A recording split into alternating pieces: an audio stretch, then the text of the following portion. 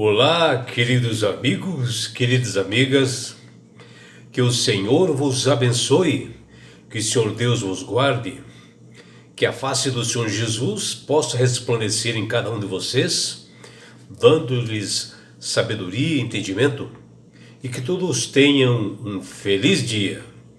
Vamos estudar a lição? E hoje, terça-feira, 12 de novembro, a lição 7, ela tem como título O Testemunho Involuntário de Pilatos. E a lição de hoje está baseada no livro de João, no capítulo 18, versículo 38, no capítulo 19, dos versículos 4 até 22. Por inúmeras vezes, João Evangelista, ele registra em seus livros as tentativas, de líderes religiosos do Templo de Jerusalém em tentarem prender a Jesus, levá-lo a um julgamento conforme determinações deles e sentenciá-lo à morte. E dentro desse Evangelho de João, o que nós vemos assim que tem sempre bem destacado por Jesus, que sempre em algum determinado momento ele sempre falava: a minha hora ainda não chegou. Ou seja, ele estava se referindo à sua crucifixão, que é mencionado ali em vários livros, João 2,4, João 7,6. E o que nós vemos, que nessa narrativa do evangelista, mais precisamente ali em João, no capítulo 18, 38, em diante, é a incrível e contraditório e até irônico ao nós vermos ali um governador romano pagão chamado Pilatos, que de certa forma ele se tenha se colocado ao lado de Jesus em achá-lo inocente, enquanto o próprio povo de Deus e todas as pessoas do Templo de Jerusalém, que ele, realmente Jesus, esse povo de Israel, ele veio salvar, acabaram o rejeitando e até pediram sua morte, vivendo assim como um governador totalmente diferente, do que a posição de que nós esperávamos dele, E ele diz: não vejo culpa alguma nesse homem, relacionando com Jesus. E vivendo assim como um governante em um mundo assim corrompido, Pilatos, ele ansiava pela verdade, mas duvidava da sua existência. Ele reconheceu, a inocência de Jesus, e mesmo que fosse assim involuntário, ele teve coragem de falar, não só para as autoridades do Templo de Jerusalém, líderes judaicos, como ele falou para a multidão toda que estavam exigindo a morte de Cristo. Ele deu um testemunho inesperado da verdade, bem diferente da nação dos judeus, líderes do Sinédrio, sacerdotes, escribas, fariseus, que eles se manifestaram de estar assim com corações endurecidos, exigindo realmente a morte de Cristo. E nessa lição que nós podemos ver, e observar que além desses relatos assim inéditos, o Evangelho de João, ele aborda a grande dificuldade enfrentada por Cristo, entre os judeus, até os próprios da sua família, ele teve dificuldades, onde ali João menciona que nem mesmo os seus irmãos criam nele, está lá em João 7,5, e no início colocaram dificuldades realmente para Jesus. e agora eram líderes judeus e o povo todo de Israel contra Jesus. E em todo o seu ministério, Jesus sofreu rejeição, perseguição e inúmeras ameaças, com tentativas de prendê-lo e levá-lo a julgamento e levá-lo à morte, de qualquer jeito e de qualquer forma. A verdade é que a pessoa de Cristo parecia que ela incomodava os incrédulos. E para esses incrédulos havia ódio, raiva e um firme propósito de silenciar aquele que condenava os pecados das pessoas e que eles tanto amavam esses pecados. E nesse sentido é que o Evangelho de Cristo se torna, para muitas pessoas, uma espada, né? E é por isso que João Evangelista narra que Jesus mencionava que o seu momento não havia chegado, ou seja, a crucifixão, que fala lá em João 2:4 e João capítulo 17, versículo 1, porque as profecias se cumpririam na hora, no momento correto, exato, e se referia e se tratava da consumação da sua obra aqui na terra. E o Senhor Deus, ele é de ordem, de decência. O Criador do Universo, ele dá as coisas acontecerem no momento exato, né? Ele não faz nada sem que tudo esteja previamente estabelecido. E agora havia chegado a hora, ou seja, se aproximando realmente o momento da crucifixão. Jesus mencionou, está lá em João 18:13. E ao findar a ceia e concluídas assim as últimas palavras de Cristo a seus discípulos, né, orientando-os, ele saiu com os discípulos, né, para um outro lado do ribeiro chamado Cedron, onde ali se localiza o jardim do Getsêmani. E Judas não estava nesse momento, né? Porque ele já conhecia aquele lugar.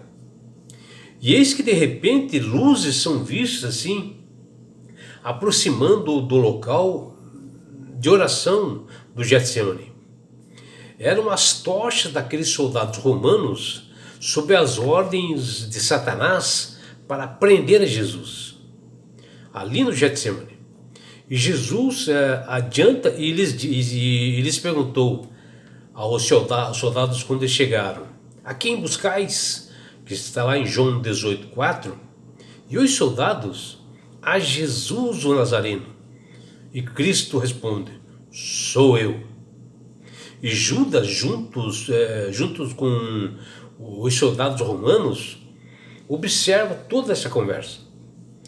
Jesus é preso e levado perante Anás, que era um sumo sacerdote na época, para ser interrogado acerca de seus discípulos e da sua doutrina, da qual ele pregava essas boas novas, que está lá em João 18:19.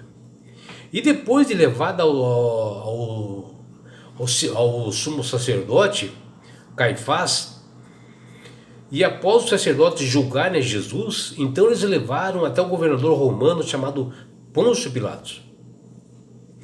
E acusaram ele para que fosse ser realmente um réu de morte.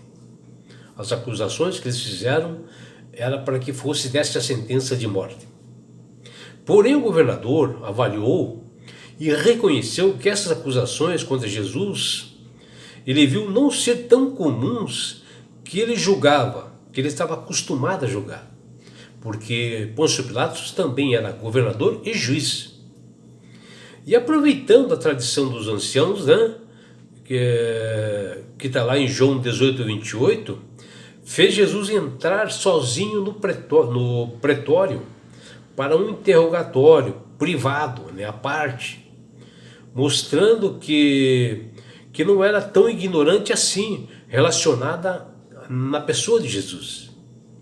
Ele já tinha ouvido falar dos milagres, das curas de Jesus por muitas pessoas, e de como ele recebia, né, os publicanos e pecadores, E como ele também fez aquele maior milagre de todos, que ele devolveu a vida a Lázaro, que Pôncio Pilatos ficou sabendo. E assim, nada poderia estar oculto ao juiz de Roma, que ele teria que saber tudo sobre a vida de Jesus. E finalmente estava ele diante de Jesus. E a primeira coisa que Pilatos achou pertinente perguntar foi: És tu o rei dos judeus? Que está lá em João 18:33. Ora, se fosse verdade tudo que ouviu a meu respeito, diz Cristo,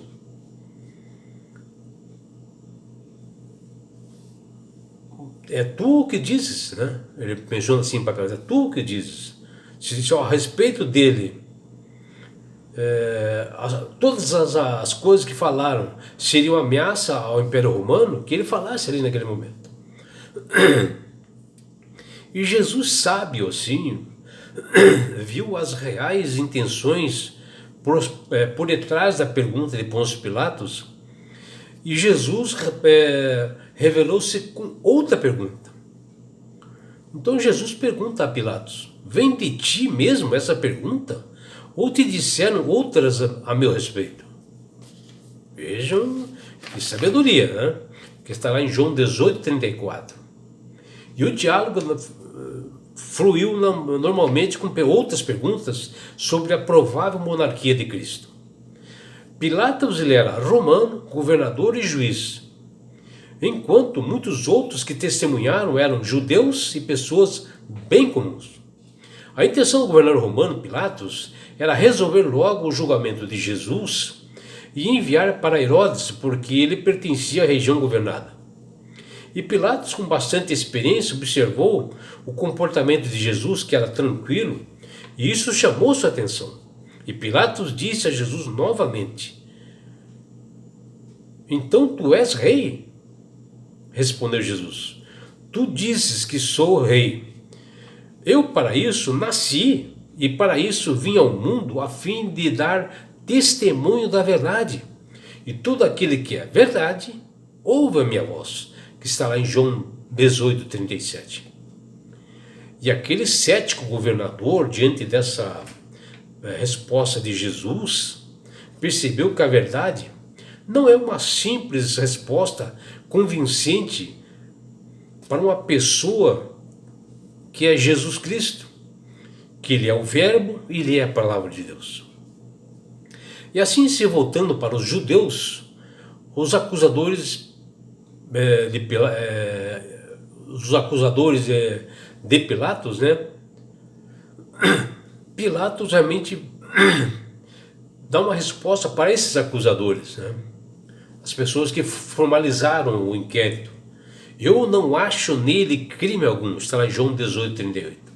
Embora o governador tenha finalmente condenado a Jesus à morte por 3 condenações, Pilatos o reconheceu como inocente, dando um testemunho sem querer, involuntário, pela situação que apareceu uma acusação no sinédrio sem fundamentos.